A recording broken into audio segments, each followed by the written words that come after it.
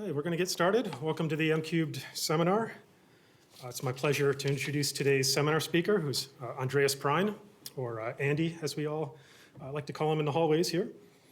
Andy comes to us from Austria originally, where he got all three of his degrees, actually, bachelor's, master's, and PhD at the Institute of Physics at the Karl Franzens University in Graz, Austria. How did I do with the pronunciation there? Pretty good, actually. Pretty good, okay. It seems like he came pretty much straight from the university to NCAR and has been here ever since. He was first an ASP postdoc, arrived in 2014. I think you were a scientist, or a visiting scientist here for like a year. 2012, yeah. Before that, so many of us know Andreas for a very long time.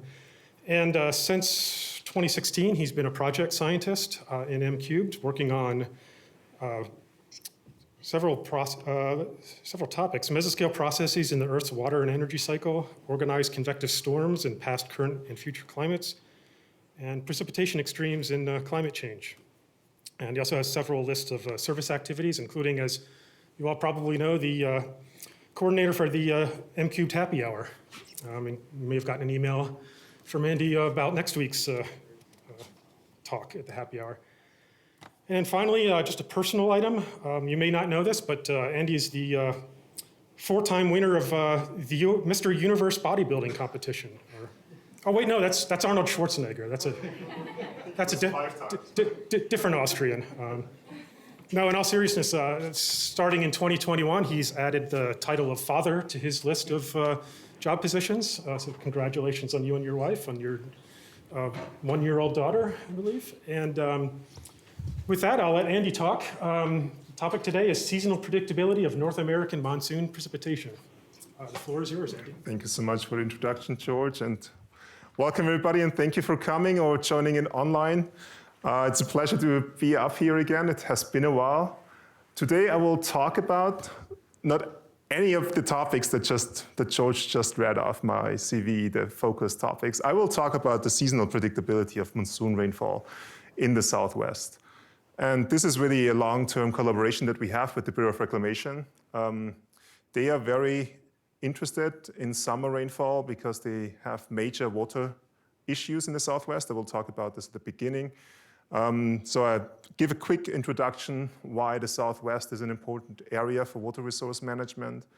Then I will introduce the South American monsoon, talk about the seasonal predictive models that we have, and show you if we have predictive skill or not.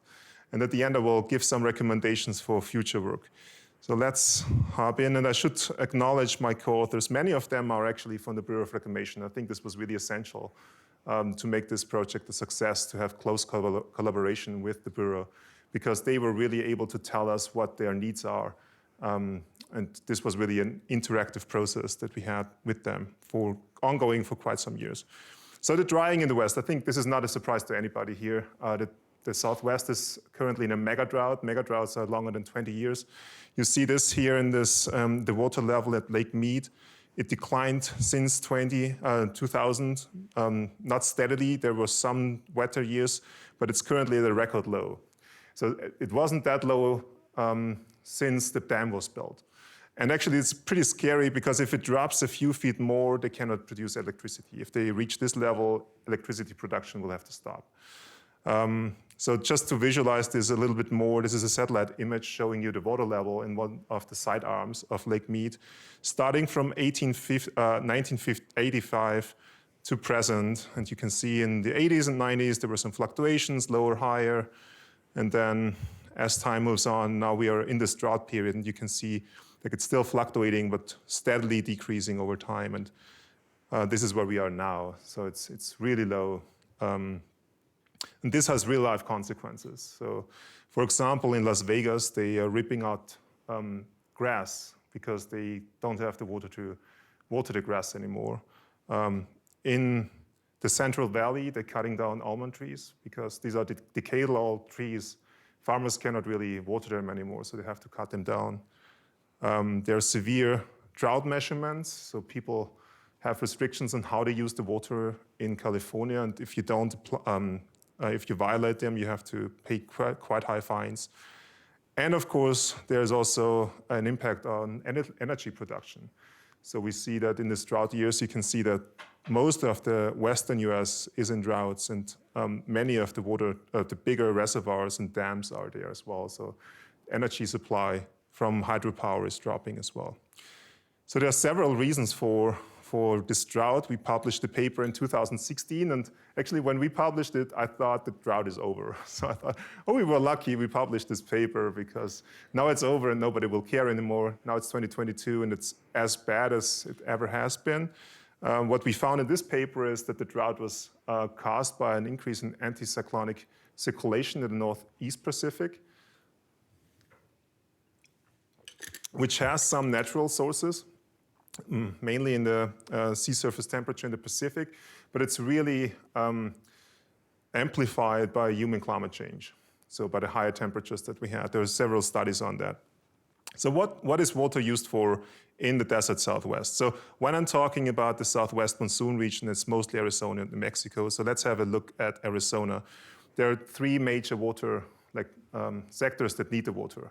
And one is really dominant, which is agriculture. So you can see 72% of the fresh water is used for agriculture, and this is mostly irrigation. Only 6% for industry and 22% for municipal use. So the agricultural sector is really a big player here, as we have already seen, for example, in California with the almond trees. If you're a water resource manager in the Southwest, you care about two major water sources. And this is shown here in this runoff hydrograph, which is basically a monthly mean runoff over several years. This is for the Little Colorado River. It's a quite small catchment in Arizona. And it's good to have a small catchment. It's less regulated. You can really see what's running off. What you can see here are two peaks. The first peak is the main peak that, if we think about water resources in the Southwest, this is mostly what we care about, and all our infrastructure is built to harvest this peak, which is the snowmelt peak. This is basically happening very early here. It's a small catchment, not too high mountains. The peak runoff is actually happening now in Colorado in June, and also the main stem of the Colorado has the peak runoff around this time of the year. So this is really the main water resource that the Bureau is mostly interested in. Is a big problem with this one. It's, first of all, the drought, of course, declined this water resource as well. So this is showing you the change from the last climate normal, which was 81 till 2010, compared with the new climate normal, which is 1991 till 2020. You can clearly see this extent of this drying. This period got really, really dry in the new normal. So this, of course, naturally declines your precipitation also over the mountains. But additionally, as I have said before, there's also a strong decline in the peak snowpack. So if you're a water resource manager, they often look at what the peak snowpack is and how much there is, and then they can predict how the runoff would look like. And this is showing you from SNOTEL stations over, I think this is from 1955 till 2020, the trend that we see in those stations for April, the April snowpack, which is the peak snowpack. And you can see most of those trends are very negative. And we expect those to continue to be negative into the future because of continuous warming. There's a really nice paper by Chris Milley and Krista Dunn from the USGS. They published this in Science 2 years ago, where they found that for any degree warming that we introduce globally, the runoff in the Colorado is expected to decline by 9.3%. And this is mainly because we are increasing the evaporation in the basement. So physically, it's fairly well understood, and you can see this in these long-term trends as well. It's very scary if you think about it. There's still a possibility that we end up with 4 or 5 degrees warming by the end of the century, which would mean 30 to 40% decrease in runoff. So the USGS, like the Bureau of Reclamation, is very aware of those trends, and that's why they look at this second peak that we have, which is this peak here, and hope that they can leverage this additional water resource better. This peak is, of course, the North American monsoon.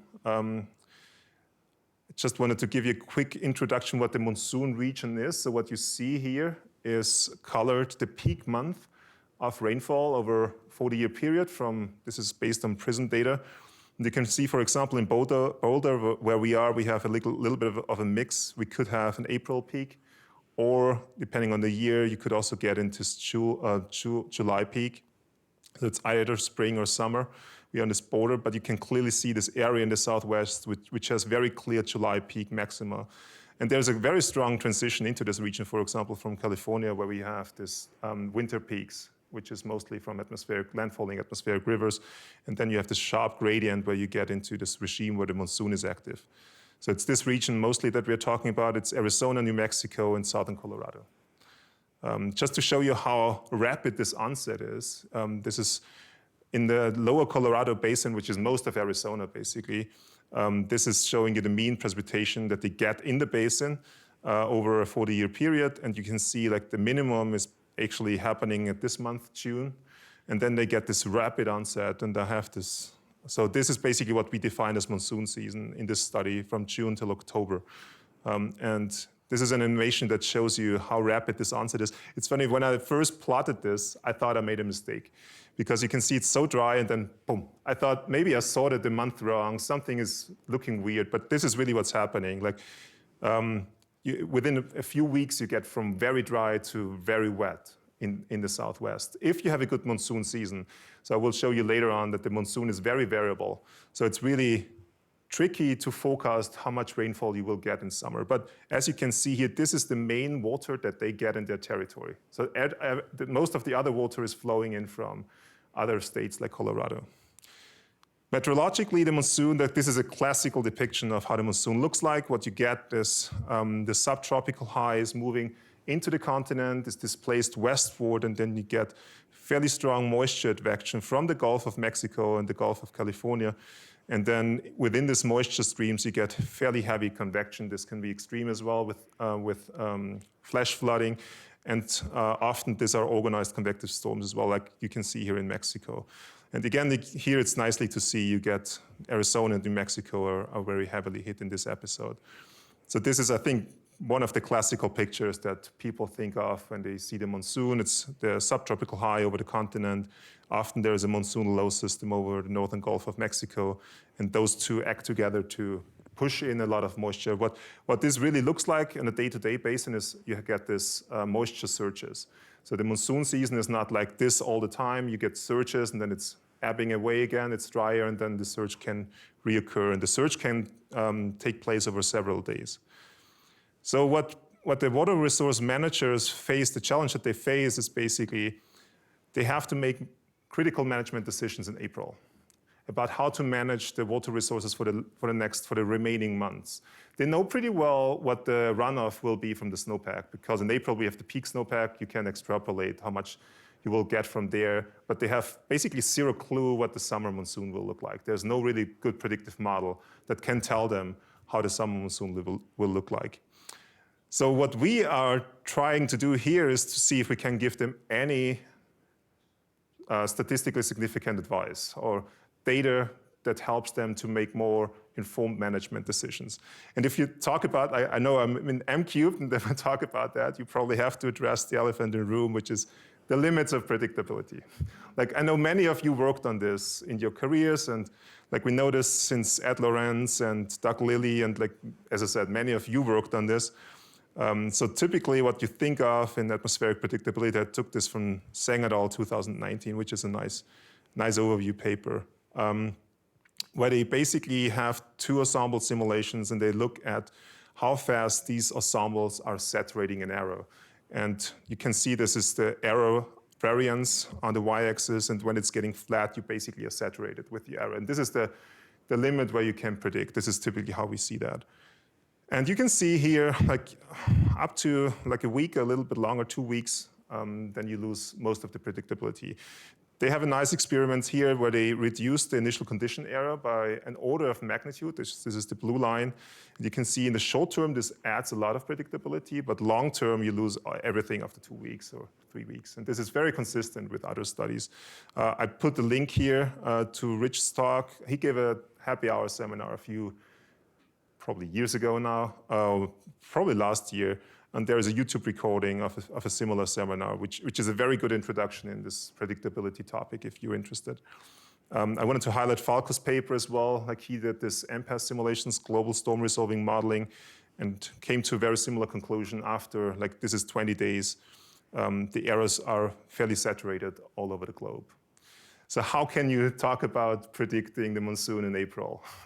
So I think there are two things that we try to do here, which are a little bit different from these studies. The first thing is these studies are fairly strict in what they call errors.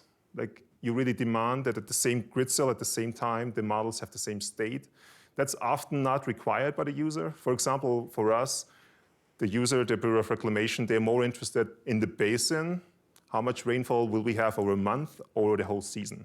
So it's a different question that they ask. And it's probably that you get a better predictability. So for example, this double penalty problem is shown here. If this is the observations and this is the forecast, you have a slight shift. Of course, there's an amplitude bias as well, but you have a slight shift of the forecast towards the inland, and then you get this double pattern here, an underestimation of precipitation over the Atlantic and an overestimation over land, and you penalize the model twice because it does too much rainfall at one spot and too little in another. So what we do is trying to avoid that and relaxing this very strict forecasting criteria.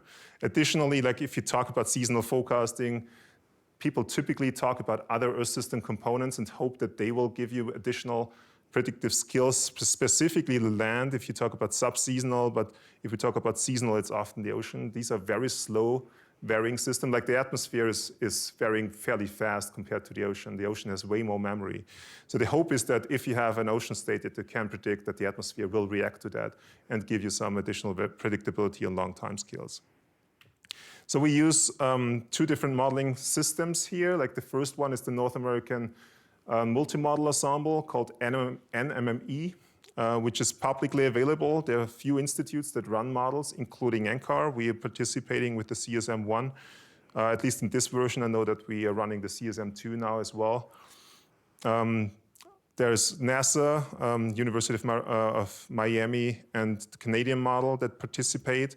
There are a few others. The problem here is really that we needed daily data from these models, and all institutes are saving daily data. Additionally, like this was the task that we were tasked with to look at the NMME model ensemble. Additionally, we thought it's maybe a good idea to add the ECMWF model because historically we know that this is probably the best predicting model that we have globally. So we added ECMWF. These are fairly similar systems, I would say. All of the NMME models have 10 ensemble members. They start every month at the beginning of the month. ECMWF has a much larger ensemble with 50 members. But it runs a little bit shorter, only 7 months. A few of those run out to 1 year, and they all have 1 degree grid spacing. So fairly coarse resolution models, but fully coupled atmosphere-ocean. I will mostly show you the NCAR results compared to the ECMWF, which are good examples. The others are more similar to what we have at NCAR as well. So before we look into too much of the details of predictability, I wanted to address like one of the major issues that we have with these models. They are so coarse, and we know these coarse resolution models are not doing a really great job in precipitation. So what I'm showing you here is, again, like a climatology of seasonal precipitation. Here is what you see here is January from PRISM, which is an observational data set. Then here is the ERA 5. This is the newest reanalysis data set from the ECMWF, which has 35 kilometers. Does a fairly decent job, at least in this month. Overall, it does a decent job. This is our simulation, the forecasts that we have from CSM1. I will show you the ERA 5. I didn't have data for January because we're looking at the monsoon, so it will come in later. And this is a 4-kilometer WRF downscaled simulation, which we call Colnus 1, which is downscaling ERA interim. So this is just to show you what downscaling can add. If you add it to a fairly coarse resolution reanalysis data set, we have similar simulations, downscaling CSM1, and you get fairly similar results. So downscaling, I think I don't have to convince you here, but downscaling really works. It adds a lot of value, especially in the precipitation. Here you can clearly see the impact of topography and the precipitation pattern, which gets largely improved. So if we look at this, so you go through February, March, I will stop this in June, just to give us, like this is basically before the onset. You can see it's bone dry almost in Arizona. The ERA 5, all the models are doing a fairly good job. We already see that CSM1 has some issues with a very wet bias over like east of the continental divide. The ECMWF forecasting system is doing a better job. And again, the WRF model looks very similar to the observations. And then let's look what's happening if we go into the monsoon. This is July. So if we go forth and back, you see this rapid onset in most data set except of CSM1. So we already see there's not a really good onset of the monsoon. If all, like this precipitation gets even weaker in New Mexico. But this one, like the ACMWF forecast, does a pretty good job. And again, the WRF simulation, it's overestimating the rainfall, but overall it adds a lot of value. So the problem here is really looking directly at the precipitation from these models is probably not a success story. And people did this already, so we didn't expect that we get any predictive skill if we look directly at the precip that the models produce. But I just wanted to show you how this looks like. So what you see here is a normalized time series and detrended time series of the precipitation. So this is the observations.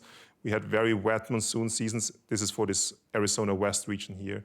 In the early 80s, and there's, as I said before, there's large variability between year to year.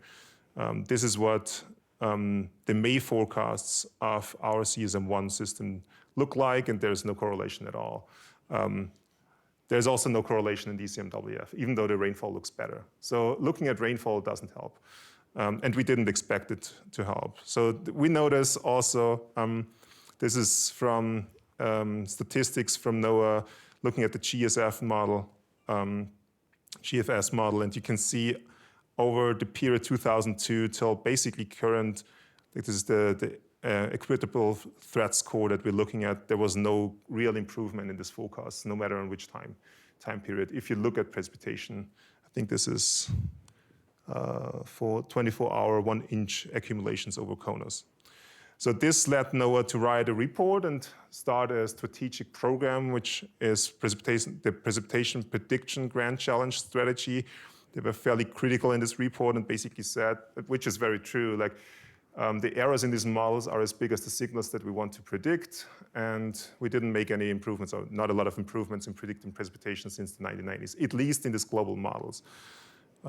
However, if you look at if you don't look at the precip, but if you look at the large-scale circulation, it's a different story. Like this is a different system. This is the ECMWF system, but you can clearly see that over a long period of time, we made pretty good improvements on predicting the 850 hectopascal anomalies. So it seems like we're doing a better job in predicting the anomalies of large-scale circulation, but we don't translate this improvement to precipitation. And I think most of this is probably because we don't resolve convection very well, and we have to rely on convection parameterization schemes. Orography is not resolved very well, and all these issues that these models have. So what we thought in this project was, rather than using this erroneous precipitation, which I already showed you doesn't work, let's use large-scale circulation patterns and associate those to rainfall in the catchment. So basically what we do here, we're using weather typing and weather typing approach, and we describe or derive weather patterns that are predominant in the region and can explain you the variability in the region, and then use those weather patterns to infer how much rainfall there might be. So just a quick slide on the weather typing algorithm. This is a clustering algorithm. So basically you look at patterns each day and then you cluster days that look similar. And how we do this is we're looking at ERA 5 data here, so the newest version of ECMWF reanalysis. And we use PRISM data as ground truth. The first thing, we have different predictor variables. I will talk about those in a slide or two. We calculate daily anomalies from these predictor variables just to reduce, to be able to compare precipitation with sea level pressure, for example. Then we normalize those daily anomalies, which showed that improves the clusters quite a bit. And then we use a two-step cluster algorithm here, which is a hierarchical cluster algorithm using the Vogt method, and then we use this as initial seed for k-means. You don't have to worry if you don't understand that. That's okay. If you worked with cluster before, this is some references down here. I worked with this quite a bit, and it's a pretty good setup in my experience. So just to show you how this approximately works. So let's say we have daily mean precipitation in the catchment here. To the right is more, to the left is less. And then we have a more large-scale variable like 850 hectopascal moisture advection in the same basin. And what you can see here, we assume that more moisture in the atmosphere will result in more precipitation. And if you have a good cluster algorithm, it should automatically detect that there are two clusters. So this is just the example. It doesn't look that clean in reality, but just to give you an example how this works. So we have two clusters, a blue one and the orange one. The stars are the mean, like the centroids of the cluster. And then we use two skill scores to determine if this is a good clustering algorithm or not. The first one is we want to have the anomalies in these clusters, the precipitation anomalies should be as big as possible. So we don't want to have a weather type that's just climatology. That wouldn't add any predictive skill. But if they're very different from climatology, these are good. So it's basically the distance from this vertical line, which is the mean precipitation. These distances, the absolute distances, should be as big as possible. And the second skill score that we are using here, we want to maximize the inter versus intra-cluster variability. What this means is the inter-cluster variability is how far are these stars apart. So we want to have these clusters as different as possible. And then additionally, want to have all the points in these clusters, which are basically single days, as close as possible, as clustered as possible. So the clusters should be as different as possible, and the elements in the cluster should be as similar as possible. So we applied that, and we repeated that multiple times for a large variety of test predictor variables. So those variables, like we selected them based on past literature that showed variables that are connected to the monsoon rainfall. However, like we were heavily restricted by the availability of data.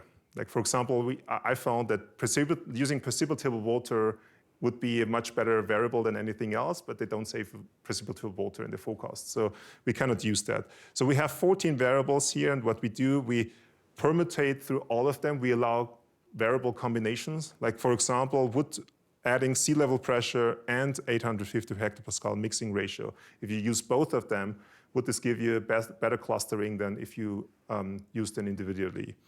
And we did this, you can see for each of these basins, we did this more than 2,500 times, and then I looked at the top 10% of best performing models. So higher is better here. So basically all the clusters that had a pretty high skill in basically in these two metrics that I just explained to you.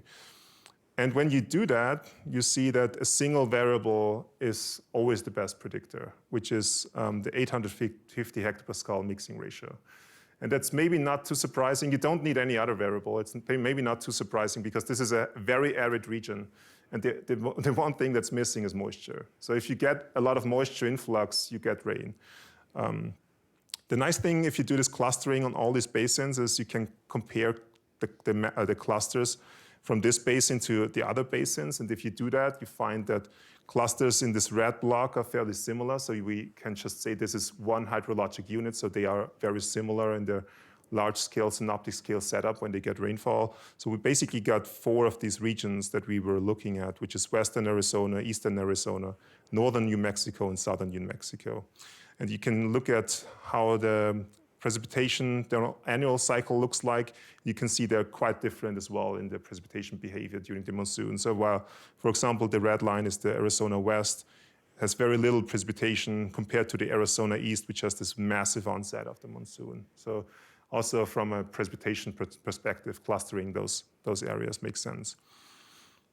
So we have, for each of those regions, we have clusters. I just show you the one for Arizona West. The others are fairly similar. So this is the centroid state. So this is the mean state of clusters. And you only need 3 clusters, actually, to describe the major variability in the monsoon season. So adding a 4th one doesn't add a lot of value.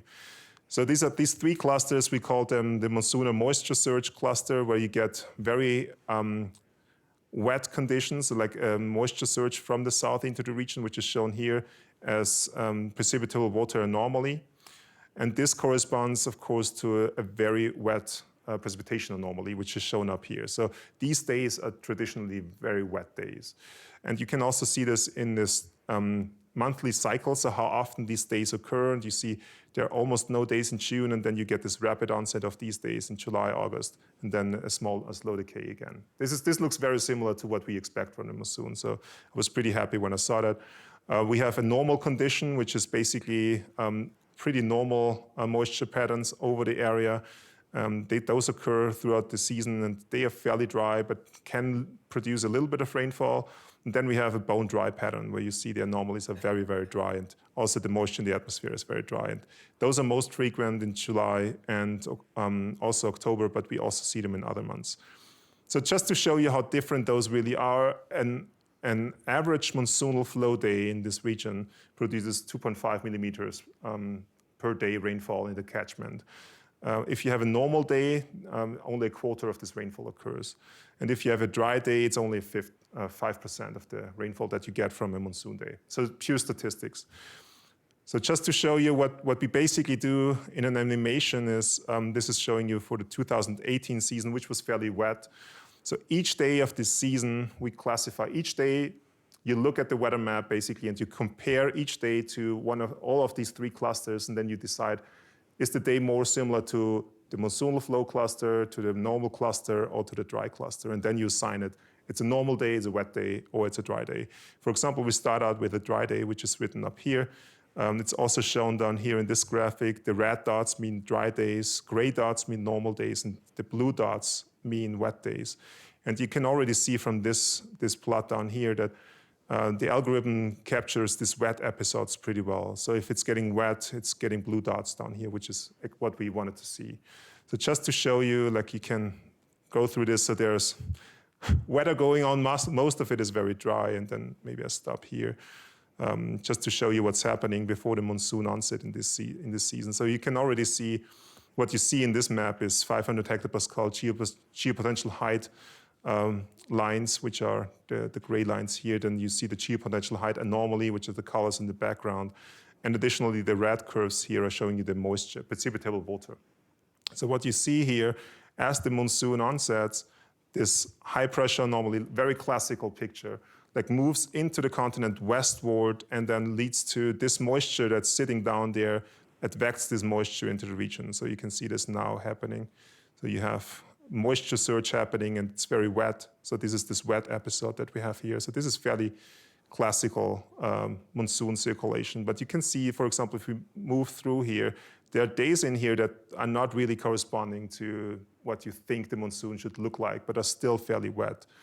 And that's the nice thing that I think this method is doing. It's still classifying it as a wet day, because this is really a data-driven method. We didn't care if it selects geopotential height or moisture. It should select a variable that's a good predictor, and this is what it does. We had actually a fairly hard time during the reviews to convince the reviewer that this is still a wet day because it doesn't look like the classical monsoon day.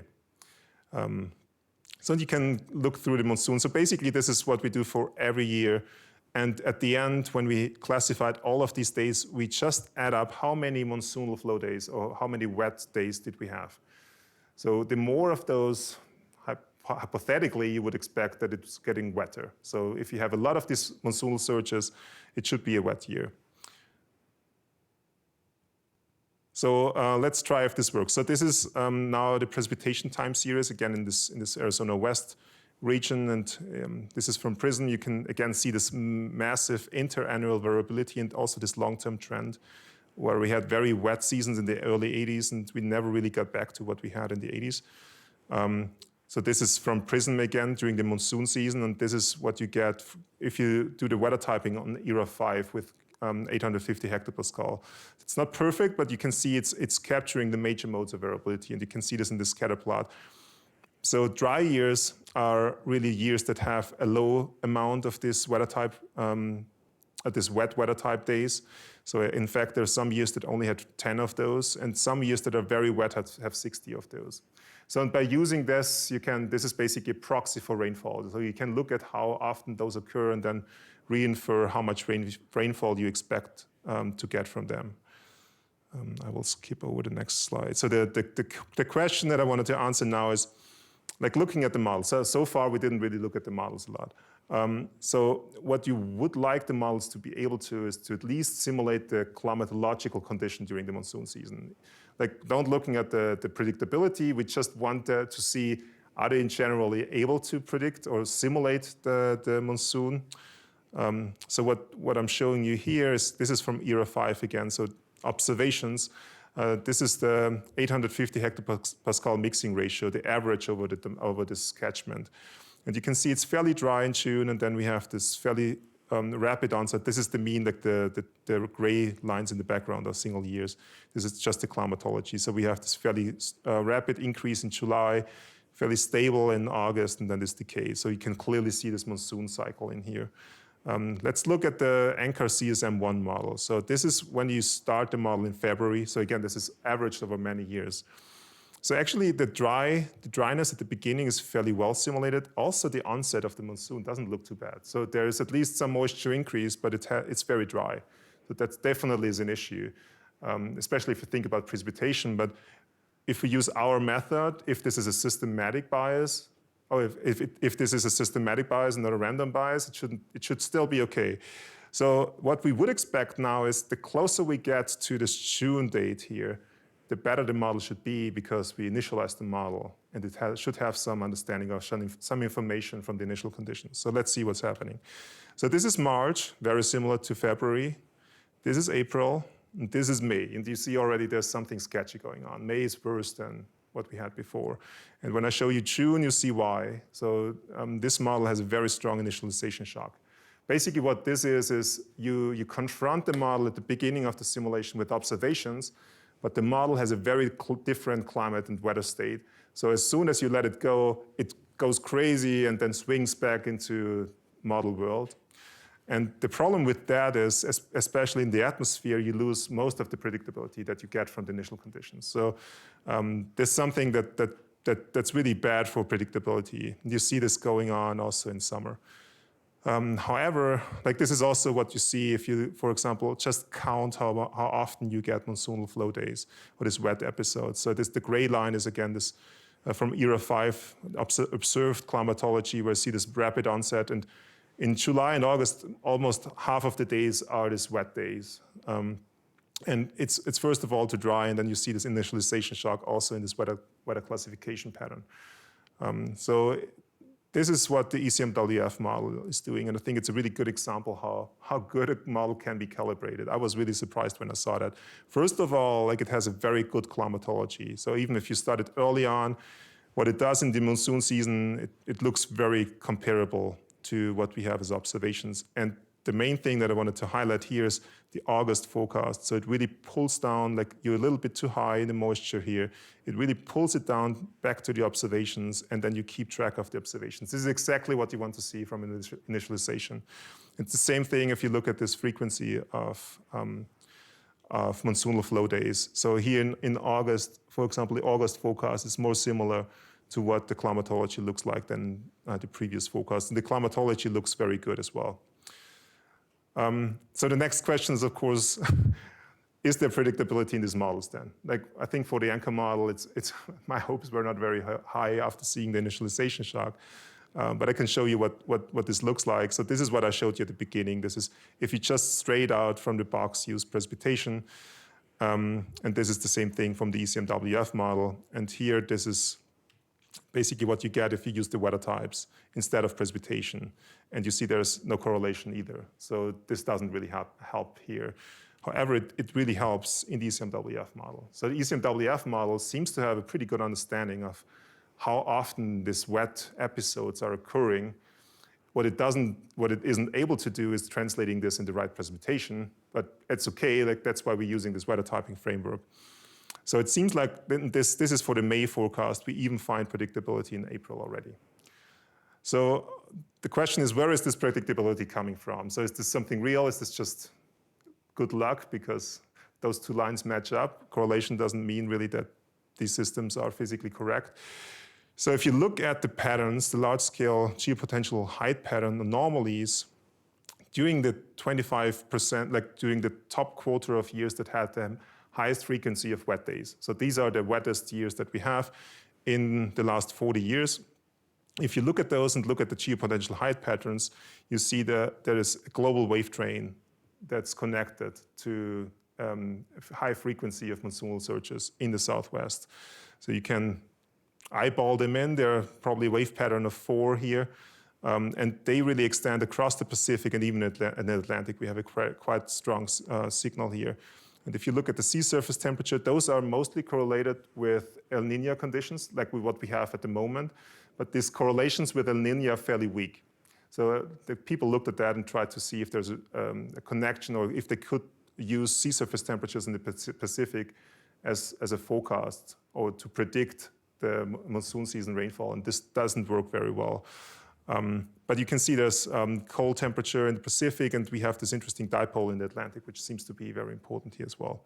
So let's see what the models are doing. If you compare the geopotential height anomalies, this is what the ECMWF model is doing. And it's not perfect, but it's kind of good. Like, I was happy when I saw that. So it has a global wave pattern. The highs and lows are kind of in the right position. As I said, not perfect, but I'm very happy when I see that. This is what the NCAR model is doing. It's almost the opposite. So it has some large scale pattern, but you see like there's a low anomaly here where there should be a high anomaly. So very different, and this is what the NASA model is doing. So it's something wrong, and like there's something on in the tropics, and then it just produces monsoon or not. So again, ECMWF is really outperforming those models as well. So what we did here for the Bureau of Reclamation, based on these results, we built a program, experimental forecasting program that's running on the cloud, on the Google Cloud. And what you can do here, you can download the ECMWF current forecast, for example, the June forecast, and they can run this online and can get a sense of basically the prediction of this year's monsoon. So I wanted to show you this, even if it's a little bit risky, because the monsoon is around the corner.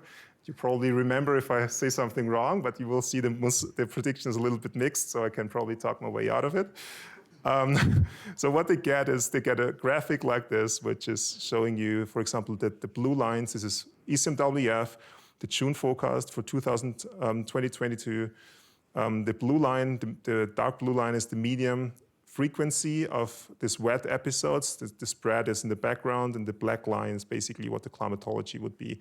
And Aaron Towler built a statistical model around that, which is able to tell you which probability do we have to be above normal, normal, or below normal. And this is what we get for this year, at least for the Arizona West region. Arizona East looks similar, and New Mexico generally is harder to predict. That's why I didn't show it to you.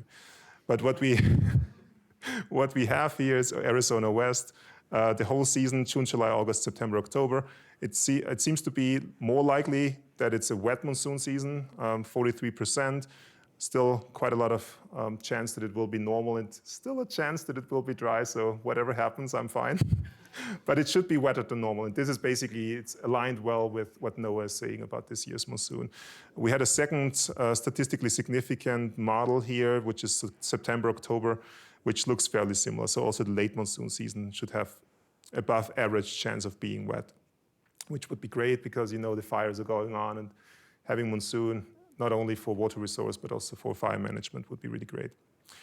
So, so my last slide, how can we improve our S2S forecasting systems? Basically what I showed you, just based on these results, what should we do?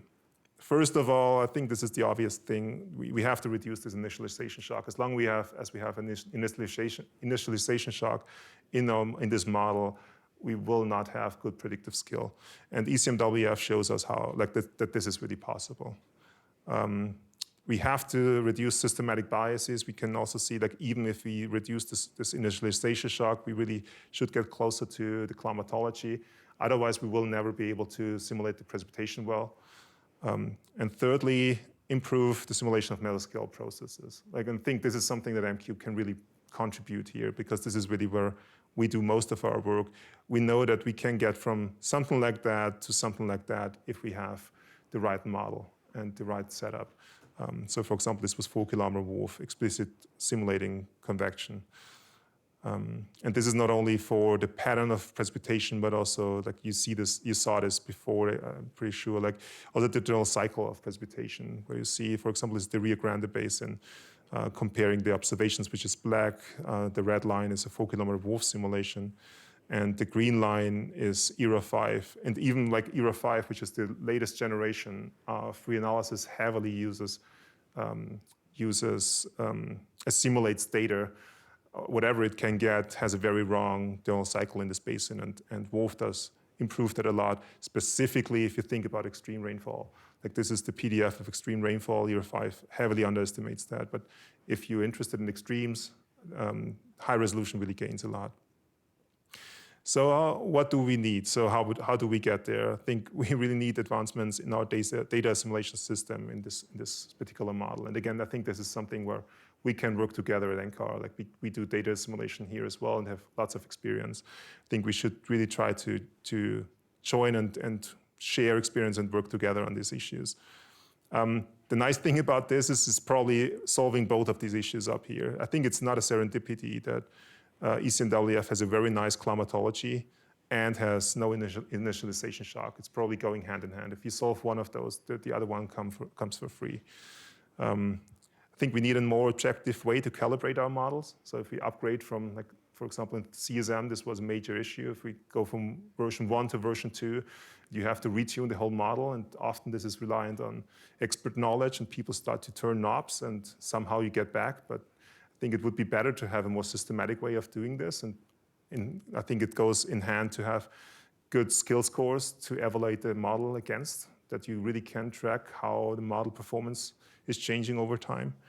And the third thing is, if we're really serious about this, I think convection permitting Earth system modeling capabilities would be the key. I think this is really the frontier where lots of the research will happen. I think we could get started on this. We have systems here at NCAR that can do this, especially if we use the stretch grid capabilities, which are cheaper to run. So we could try to do seasonal predictions on these kind of systems.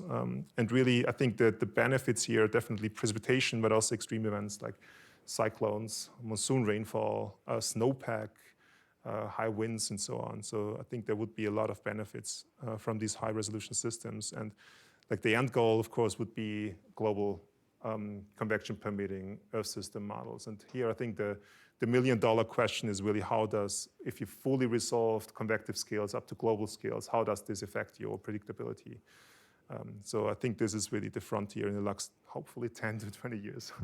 Try not to be over optimistic, but maybe it's sooner.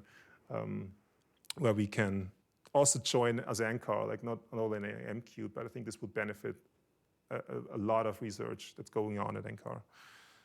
And with that, I'm done with my presentation, and thank you for your attention.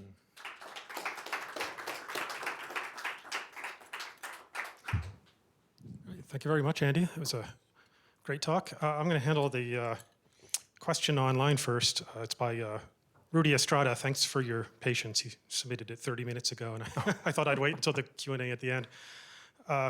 Rudy Estrada asks, Northwestern Mexico is the center of the North American monsoon region. How much collaboration with Mexico and Mexican authorities do you have, and how much data are you using for your research? Yeah, unfortunately, this is a great question because, like the monsoon, if you talk about the North American monsoon, it's actually yeah, it's true. It's Mexico has the heaviest monsoon that we have, and we have zero collaborations. Like that's unfortunate because I think I would expect. Oh. You have the. Oh yeah. That we would have similar predictability for northern Mexico as well, but the Bureau of Reclamation is a U.S. agency. But also, like, of course, our water resources are joined. So the Colorado hopefully still runs into Mexico. But I fully agree that there would be big benefits of really collaborating closer across the border. Yeah, it's something we should focus on in the future for sure. Morris, I saw your hand was up. Go ahead.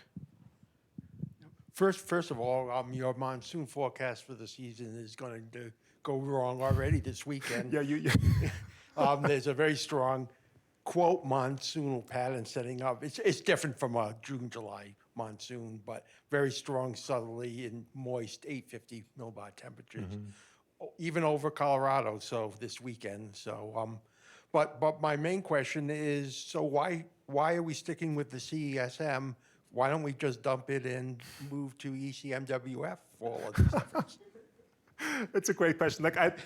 First of all, I hope I don't want to downplay CSM1. Like, it's a great model. If you look, for example, in the climate context in CMIP 6, it's one of the best performing models that we have. I think it's just not really there yet as a predictive system. And they upgraded it already, so there's a new predictive system out there. I think what I'm hoping for is that at least and again, like all the other North American models have similar issues. Like it's not like we are the outlier, everybody is better. It's like ECMWF does things better. What I hope for is that we catch up, and hopefully in the next couple of years, that we have at least a second, hopefully a third system that has predictive skill. And if you have 3 models that tell you the same thing, I would have way more confidence in my forecast than relying only on ECMWF. So, and I know like there's lots of model development happening at the moment with like the UFS system at NOAA that hopefully will gain or bring more predictability also on long time scales. But yeah, like at the moment, ECMWF is the way to go. Yeah, and I'll add, I mean, ECMWF's been doing medium range forecasts for what, 40 odd years. It's in the name of their institution, and this is kind of a new frontier for CSM. I had a related question. Do you know if it's that initialization shock, if that's more related to the atmosphere or the ocean or the land? Do you have any indication kind of where that shock is coming from? Maybe you haven't had time to dig in details yet. But I looked in another project into the ocean, and you can see it in the ocean as well. Like in the ocean, it's way more damp. Like it's not as dramatic as I showed you here, but you can still see a shock in the ocean as well. So, but I think what we see here is mostly atmosphere. This is my guess. But I saw like 4 hands up over here. So who wants to go first? Go ahead. What makes New Mexico harder to predict than Arizona? that's a great question. Yeah, we got this question before. I think it's probably 2 things. I think much of the predictability comes from the Pacific. And once you're east of the continental divide, your moisture source is the Gulf. So it's just a little bit more tricky, more remote from the Pacific. This is all guessing. I don't have any proof for that. And I think the second thing is that the monsoon is I think, more stereotypical in Arizona, and New Mexico is a little bit more. You also saw this in the Precipitation time series. In eastern Arizona, June is bone dry, and then you get this massive jump. New Mexico has a more gradual increase, and because I think it gets precipitation from more precipitation from other patterns as well, which probably makes it more difficult to predict. Excellent talk as always, Andreas. My question is a little bit in the weeds, but it's about the weather typing. But and I'm not a practitioner of cluster analysis, but you mentioned that you get the best scores with one atmospheric variable. But I was noticing in your climatology that you presented about Arizona precipitation that you had a much greater average precipitation in eastern Arizona. So I'm wondering, what if you used as a second variable elevation instead of a meteorological variable, if you maybe do even better, and if there would be any usefulness to that? That's an interesting question. Normally you think about those variables to change. So using a static field, I have never thought about this, but we could give it a try. Like the nice thing on this method is, as I said, it's data-driven, so the results will show you if it has skill or not. So this will be an interesting thing to look at. But yeah, because I think on average, eastern Arizona has a much higher elevation than western Arizona. Yeah, you're definitely right there. Yeah. I want to echo Stan. I really love your slides and presentation. And my question is, do you know what controls the on-off switch of the monsoon? It's this rapid increase. Intuitively, I think a monsoon is a large-scale system, so it's kind of slowly varying, right? It's the high pressure moving in, and yet from one day to the next, you get the precip, and the monsoon is like an on-off switch. So what controls that? I think like what I showed you in this time series movie, where you really see like the monsoon, like the high pressure, the subtropical high moving in slowly, and then when it's in the right place, it triggers this moisture advection. And often, like this is a synoptic scale feature, so it has inertia. So often you get episodes of up to a week where it's wet, and then sometimes it's moving in the wrong direction, some mid-level disturbance comes in, and it disturbs this advection pattern. And then it takes a while again to set it up again. So this is my guess, and probably Morris is nodding, so so I think this is, like you can really see that it's seldom that you have a single extreme day from the monsoon. It's often like you get, like from one day to the next you get precip, but then you have a wet episode and then it's dropping off. Okay. I think that that's a really important thing here as well, because this is why the weather typing is working, because it's a very typical pattern that you get, which setup stays there and goes away again. So it's probably easier to simulate as well, therefore. If anybody online has questions, please go ahead and submit it to Slido, and then Dave Ahievich will decide if it's meritorious or not. So JJ Goretti has a meritorious comment.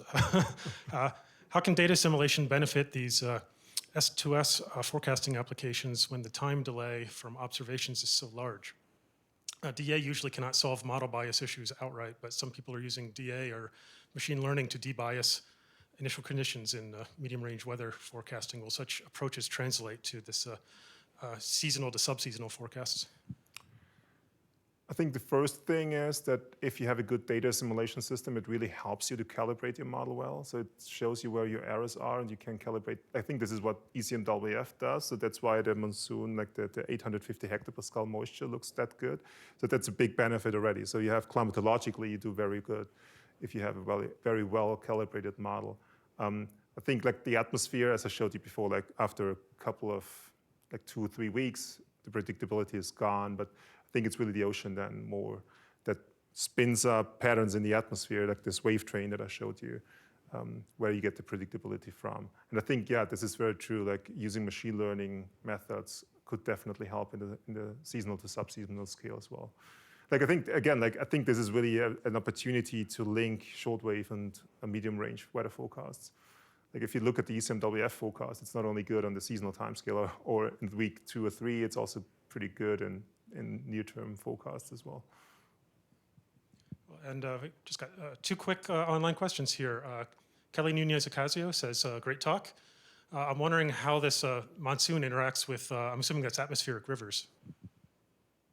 Oh yeah, these are typical in different seasons. So I assume you talk about atmospheric rivers on the Pacific and the West Coast. So those are really mostly happening November till maybe February, March, whereas the monsoon is happening in the summer. And there's very little correlation between winter, for example, winter snowpack and summer rainfall. This was like, people used this in the past actually.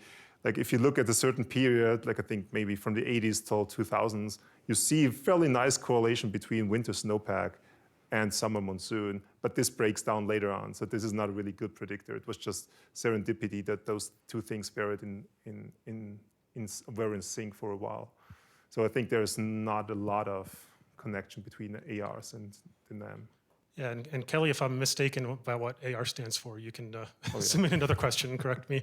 Roy Rasmussen asks, did you try 850 moisture advection as well? Or I might add maybe moisture transport, like some moisture advection would show you like the edge of the monsoon moisture gradient, and moisture transport might, especially if it's like a southerly component, might show you something interesting.